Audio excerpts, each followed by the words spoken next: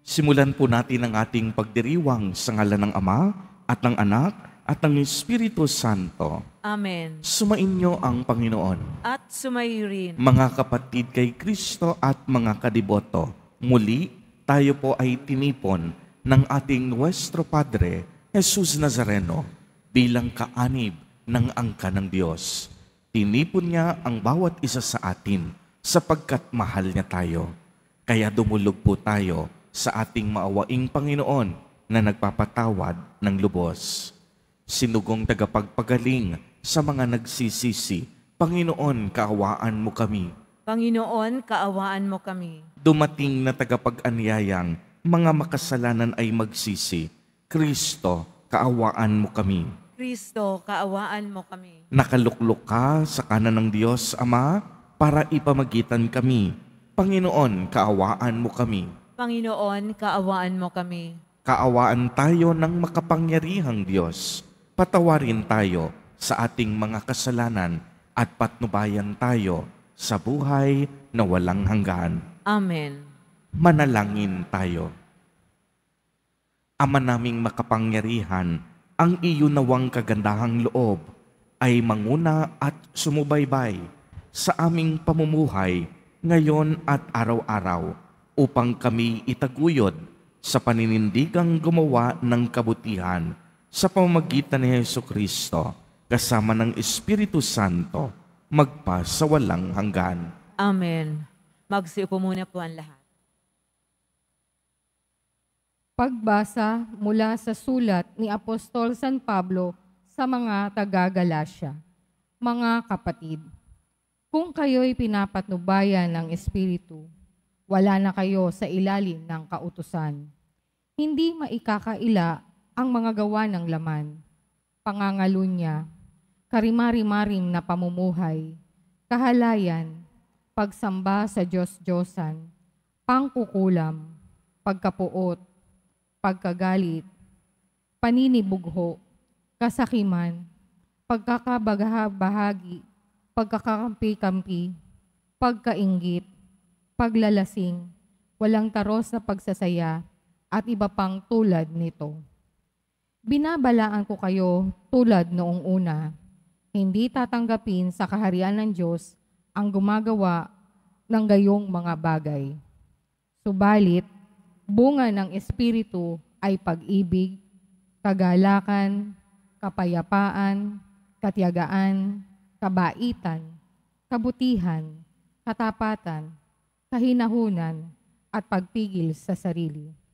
Walang utos laban sa ganitong mga bagay, at pinatay ng mga nakipag-isa kay Jesucristo ang likas nilang pagkatao, kasama ang masamang pitang ito. Ang Espiritu ang nagbibigay buhay sa atin, kaya ito rin ang dapat maghari sa ating buhay. Ang salita ng Diyos. Salamat sa Diyos. Ang sumunod sa poon ay si liwanag hahantong. Ang sumusunod sa poon ay sa liwanag hahantong. Mapalad ang taong hindi naaakit niyong masasama, upang sundan niya ang kanila't payo't maling halimbawa. Hindi sumasama sa asinumang tao ang laging adikay, pagtawanan lamang at hamak-hamakin ang Diyos na dakila. Nagagalak siyang magsaliksik ng banal na araw, ang utos ng poon ang siyang binubulay sa gabi at araw. Ang sumusunod sa poon ay sa liwanag hahantong. Ang katulad niya ay isang punong kahoy sa tabing batisan. Sariwa ang dahot, lagi namumunga sa kapanahunan, at anumang gawin ay nakatitiyak na magtatagumpay. Ang sumusunod sa poon ay sa liwanag hahantong. Ngunit ibang-iba ang masamang tao, ipa ang kawangis. Siya'y nagtatangay at naipapadpad kung saan hangi umiihip. Ang taong matuwid ay poon ang siyang mag-iingat, ngunit kailanman ang masama ay mapapahamak. Ang sumusunod sa poon ay sa liwanag hahantong. Tumayo na po ang lahat.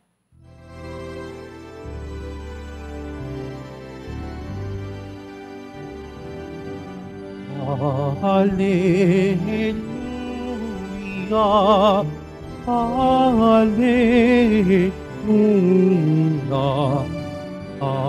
Hallelujah, Hallelujah.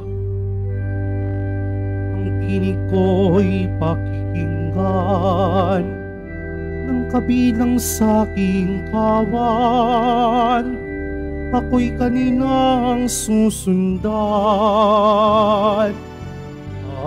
Hallelujah, Hallelujah, Hallelujah, Hallelujah.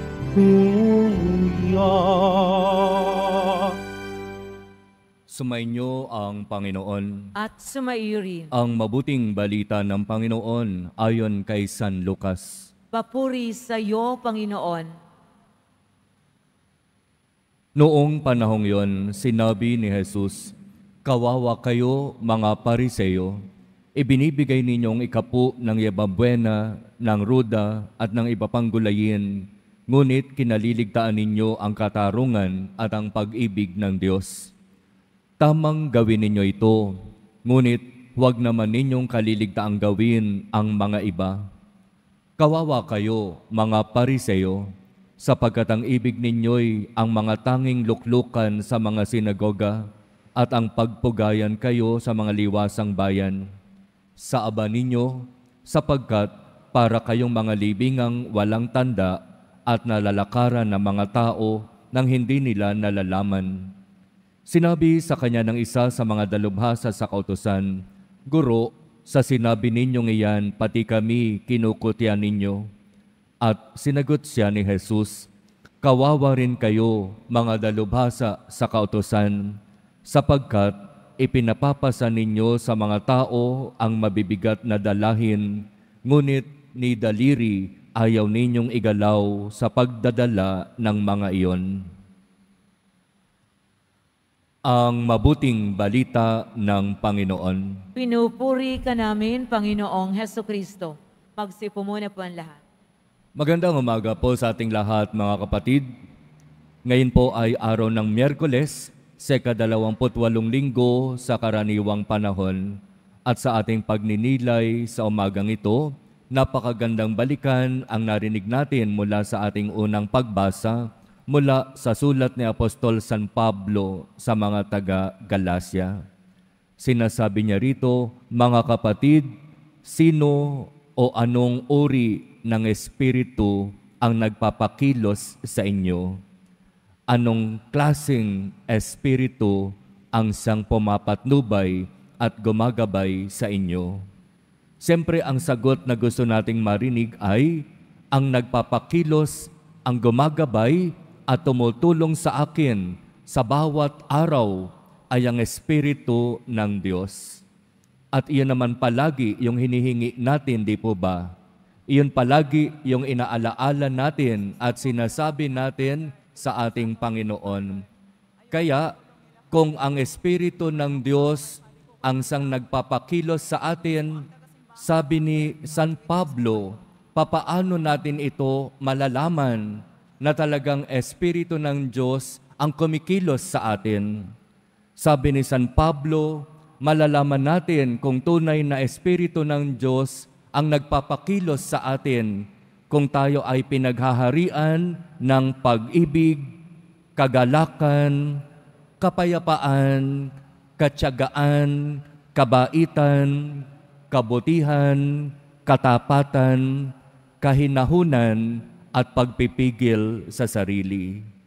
Kaya sa umagang ito, di ba, kung gusto nating magkaroon ng magandang maghapon, kung gusto natin talagang magkaroon ng magandang buhay, hayaan nating ang Espiritu ng Diyos ang siyang kumilos sa atin at hingin natin sa Kanya, hingin natin sa Diyos ang biyayang ito na talagang ang Kanyang Espiritu ang manatili, ang manahan at siyang kumilos sa atin.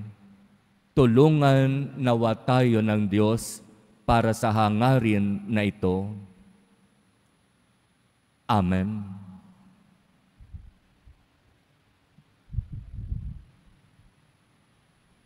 Tumayo na po ang lahat. Minamahal kong mga kapatid, nagsama-sama tayo bilang bayan ng Diyos. May pananalig nating dalhin sa harap ng Ama ang ating pangangailangan. Umaasang pakinggan niya ang ating mga kahilingan. Sa bawat panalangin, ang atin pong itutugon. Panginoon ng aming mga puso, pakinggan mo ang mga itinitibok nito. Panginoon ng aming mga puso, pakinggan mo ang mga itinitibok nito. Ang simbahan naway maging mulat sa kanyang responsibilidad na isulong ang katarungang panglipunan sa pamamagitan ng kanyang paglilingkod sa mga dukha. Manalangin tayo. Panginoon ng aming mga puso, pakinggan mo ang mga itinitibok nito. Ang mga opisyal ng gobyerno naway maging makatotohanan sa kanilang pagsusumikap na makapagbigay ng paglilingkod at programa para sa mga mahihirap at naghihikahos. Manalangin tayo. Panginoon ng aming mga puso, pakinggan mo ang mga itinitibok nito. Ang mga may patrabaho at mga manggagawa naway maging tapat at magalang sa isa't isa. Manalangin tayo. Panginoon ng aming mga puso, pakinggan mo ang mga itinitibok nito. Ang mga may sakit at may kapansanan naway makatanggap ng suporta at kasiguraduhan mula sa kanilang mga pamilya at kaibigan. Manalangin tayo. Panginoon ng aming mga puso, pakinggan mo ang mga itinitibok nito. Ang mga lumisan na sa buhay na ito naway masiyahan sa walang hanggang kaligayahan sa piling ng mga banal sa langit. Manalangin tayo. Panginoon ng aming mga puso, pakinggan mo ang mga itinitibok nito. Isama po natin sa ating mga panalangin sa mga sandaling ito ang mga kapatid at kadiboto natin na nagdiriwang ng kanilang kaarawan sa araw na ito. Ang mga mag-asawang nagdiriwang ng anibersaryo ng kanilang mga kasal. Ang mga kaibigan at kamag-anak natin na may sakit at may malubhang karamdaman. Gayon din ang mga pamilyang nagugutom at walang makain. Naway ingatan, patnubayan at basbasan silang lagi ni Jesus Nazareno. Manalangin tayo.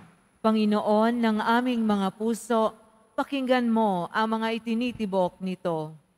Ama naming nasa langit, palalimin mo ang aming pananampalataya upang umunlad kami sa iyong pag-ibig at laging maglingkod sa iyo ng may kabutihang loob at katapatan. Hinihiling namin ito sa pamamagitan ni Kristo na aming Panginoon. Amen. Magsiupo ang lahat.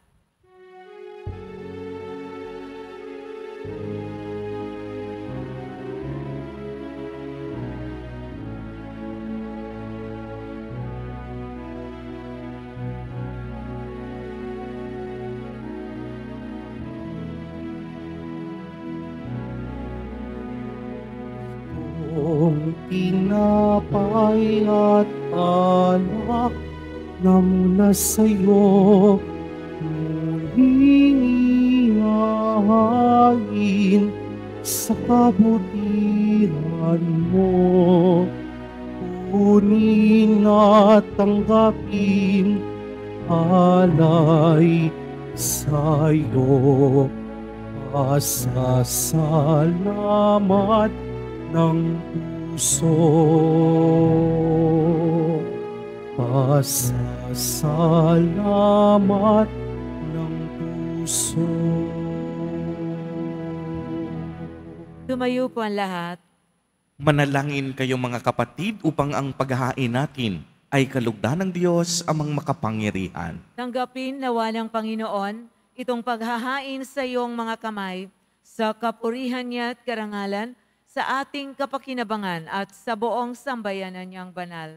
Ama naming lumikha, tanggapin mo ang aming mga panalangin na sumasaliw sa aming paghahain upang sa ginaganap naming pagdiriwang kami makatawid sa kaluwalhatian sa pamamagitan ni Hesus Kristo kasama ng Espiritu Santo magpa sa walang hanggan. Amen. Sumainyo ang Panginoon. At sumaiyo rin. Itaas sa Diyos ang inyong puso at diwa. Itinaas na namin sa Panginoon. Pasalamatan natin ang Panginoong ating Diyos. Marapat na siya ay pasalamatan. Ama naming makapangyarihan, tunay ngang marapat na ikaw ay aming pasalamatan. Sa iyong paglingap at kagandahang loob, ang tao'y nilikhamot, pinangasiwa sa sansinukob. Sa hangad mong siya'y iwastong lubos, siya'y pinagdusa mo sa kaniyang pagtalikod. Sa iyong paggiliw, iyong ipinahintulot na makabalik siya sa pamamagitan ni Kristo Jesus.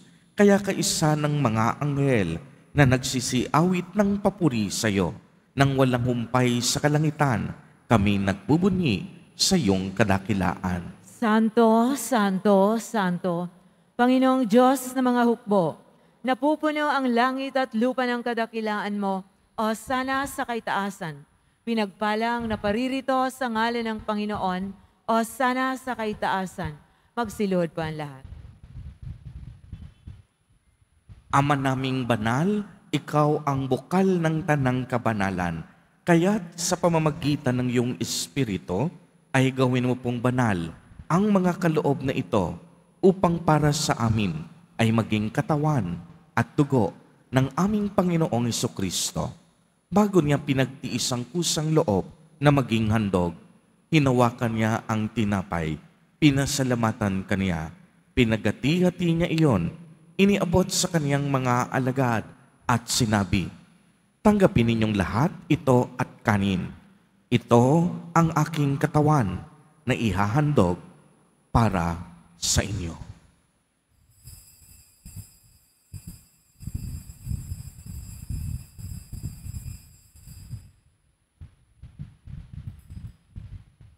Gayon din naman noong matapos ang hapunan, hinawakan niya ang kalis. Muli kanyang pinasalamatan. Iniabot niya ang kalis sa kaniyang mga alagad at sinabi, "Tanggapin ninyong lahat ito at inumin. Ito ang kalis ng aking dugo, ng bago at walang hanggang tipan. Ang aking dugo na ibubuhos para sa inyo at para sa lahat sa ikapagpapatawad ng mga kasalanan. Gawin ninyo ito sa pag-alaala sa akin."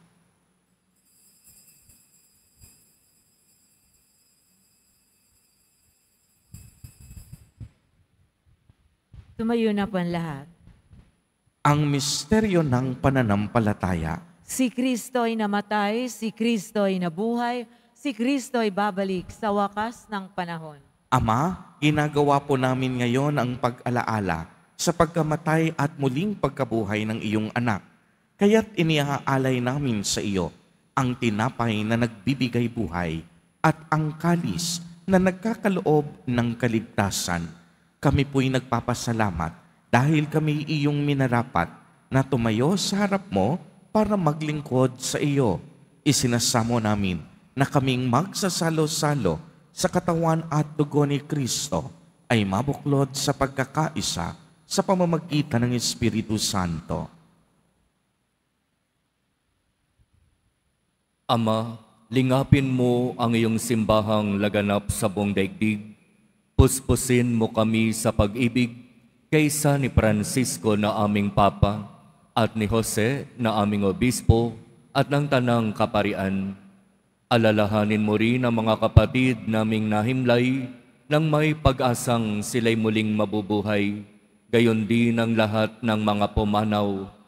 Kaawaan mo sila at patuloyin sa iyong kaliwanagan. Kaawaan mo at pagindapatin kaming lahat na makasalo sa iyong buhay na walang wakas. Kaysa ng mahal na Birheng Maria na ina ng Diyos, ng kabiyak ng puso niyang si San Jose, kaysa ng mga apostol at ng lahat ng mga banal, ni San Pablo ng Cruz na namuhay dito sa daigdig ng kalugod-lugod sa iyo, maipagdiwang nawa namin ang pagpupuri sa ikararangal mo sa pamamagitan ng iyong anak na aming Panginoong Hesukristo. Sa pamamagitan ni Kristo, kasama niya at sa Kanya, Ang lahat ng parangal at papuri ay sa iyo, Diyos amang makapangyarihan, kasama ng Espiritu Santo, magpa sa walang hanggan. Amen. Sa tagubilin ng mga nakagagaling na utos at turo ni Jesus na Panginoon natin na Diyos, ipahayag po natin ng lakas loob. Ama namin, sumasalangit ka. Sambahin ang ngalan mo, mapasa amin ang kaharian mo, sundin ang loob mo dito sa lupa para nang sa langit. Bigyan mo kami ngayon ng aming kakanin sa araw-araw at patawarin mo kami sa aming mga sala para ng pagpapatawad namin sa nagkakasala sa amin at huwag mo kaming ipahintulot sa tukso at iadya mo kami sa lahat ng masama. Hinihiling po namin na kami iadya sa lahat ng masama, pagkalooban ng kapayapaan araw-araw, iligtas sa kasalanan at ilayo sa lahat ng kapahamakan, samantalang aming pinananabikan ang dakilang araw ng pagpapahayag ng tagapagligtas naming si Hesukristo.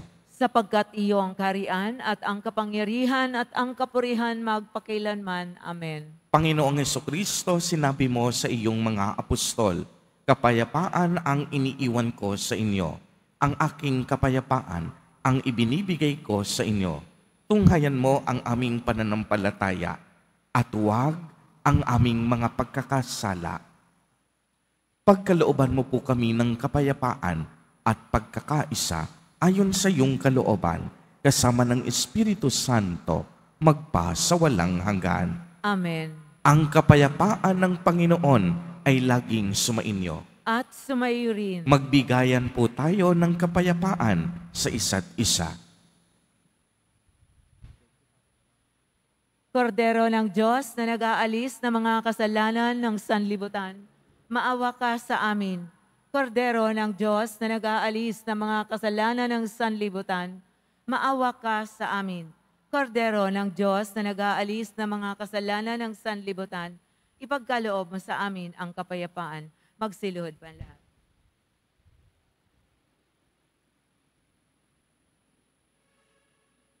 Ito ang kordero ng Diyos. Ito ang nag-aalis ng mga kasalanan ng sanlibutan. Mapalad ang inaanyayahan sa kaniyang piging.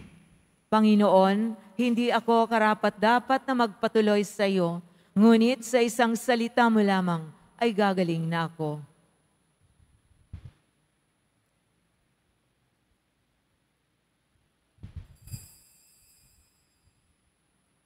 Para sa lahat ng tatanggap ng banal na komunyon, sasagot po tayo ng amen pagkasabi ng pari o ng lay minister ng katawan ni Kristo at isubo agad sa bibig bago umalis sa harapan ng pari o lay minister. Sumunod po tayo.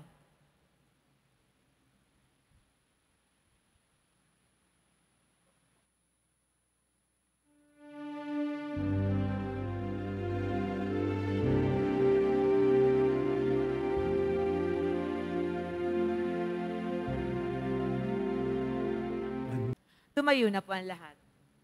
Manalangin tayo. Ama naming mapagmahal, ngayong kami iyong pinapakinabang sa katawat dugong banal, iniluhog namin sa dakila mong kabutihan sa tanan na kami gawin mong kasalo sa iyong buhay sa pamamagitan ni Hesukristo kasama ng Espiritu Santo magpa sa walang hanggan. Amen. Bago po ang huling pagbabasbas, muli po maraming salamat po sa inyong lahat, mga kapatid kay Kristo, mga kadiboto, at sa lahat ng ating mga online viewers sa patuloy at walang patid na pagtulong, pagsuporta at pagbibigay donasyon sa ating simbahan. Patuloy pa rin po ang panawagan ng Basilica Minor at Pambansang Dambana ni Jesus Nazareno para sa inyong mga pamisa, sa inyong mga kaloob, online donations, at pagbibigay ng ayuda tulad ng bigas, kape, mga dilata at noodles. Ang inyo pong ibinabahagi ay ang siya naman nating iniaabot sa ating mga kapatid, mga kadiboto na masigit na nangangailangan, mga biktima ng sakuna at trahedya. Tunay nga pong ang ating pagdidibusyon, tinuturuan at tinutulak tayo na magmalasakit sa kapwa magkawanggawa at ipagpatuloy ang misyon ni Jesus. Sa puntong ito, nais nating magpasalamat sa Diocesan Shrine and Parish of St. Paul of the Cross, SSS Village, Marikina City, sa pamumuno ng kanilang kura paroko, Reverend Father Vic Flores, na siyang nagbigay ng ating pagninilay at humilya sa umagang ito. Palakpakan po natin si Father Vic at ang kanyang mga parishioners na kasama natin sa pagdiriwang ng banal na Eucharistia bilang pasisimula ng kanilang dalaw Nazareno sa kanilang parokya. Sumainyo ang Panginoon At sumayo rin. pagbabasbas. Mahal na poong Jesus Nazareno, inihayag mo sa pamamagitan ng krus ang walang maliw na pag-ibig ng Diyos sa sangkatauhan. Pakinggan mo ang kahilingan ng iyong angkan na nagsusumamo sa iyo. Makamtanawa nila ang iyong katugunan at tanggapin ang kasagutan na may utang na loob na tinatanaw. Basbasan din po ninyo ang mga daladala nilang mga imahen at dasalan. Sa pamamagitan ng bendisyon na ito, naway maalala nila ang mga pangako nila noon sa binyag na ikaw ang kanilang iibigin at paglilingkuran bilang Panginoon magpasawalang hanggan. Amen. Sasamahan po ako ni Father Vic para sa pagbabasbas at pagpalain po kayong lahat at ng inyong buong pamilya ng makapangyarihang Diyos, Ama, Anak, at Espiritu Santo. Amen. Humayo kayong taglay ang pag-ibig at kapayapaan ng poong Jesus Nazareno. Salamat sa Diyos.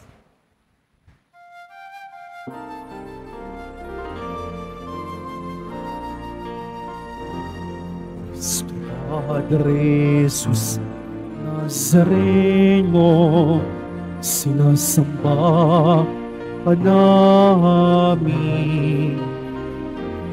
Pinipinto ka namin. Aral mo ang aming buhay at kaligtasan. Padre Jesus Nazareno, iligtas mo kami sa kasalanan. Ang krus mong pinamatayan ay sagisag ng aming kaligtasan. Nuestro Padre Jesus Nazareno, dinarangal ka namin. Nuestro Padre Jesus Nazareno, pinuwalhati namin. Nuestro Padre Jesus Nazareno, dinarangal ka namin. Nuestro Padre Jesus Nazareno, pinuwalhati namin.